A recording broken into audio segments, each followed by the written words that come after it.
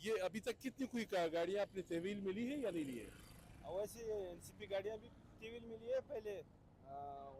ये black pepper जो है ना रूटीन के मुताबिक हम वाइट करते रहते हैं।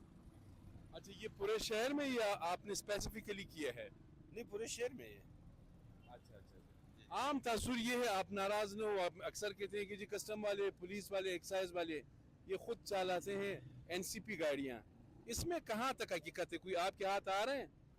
नहीं, ऐसी कोई बात नहीं है। हमने तो कभी पुलिस या कस्टम और दूसरे इदारों वाले के साथ एनसीपी गाड़ी नहीं देखे हैं। फिर कानून सबके लिए बराबर है। कानून सबके लिए बराबर है। आपने कोई एनसीपी गाड़ी उनके पास नहीं देखी है? नहीं, ऐसी कोई एनसीपी गाड़ी नहीं देखी मैंने। अच्छा, ये काफी हमने देखे हैं कि अक्सर थानों के पास भी हमने देखे हैं कि एनसीपी गाड़ियां वहां पे होती है।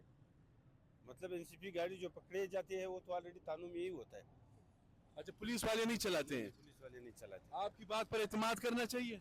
अब तो बात वो तो आप पर डिपेंड करते हैं। मैं तो यही कहता हूँ।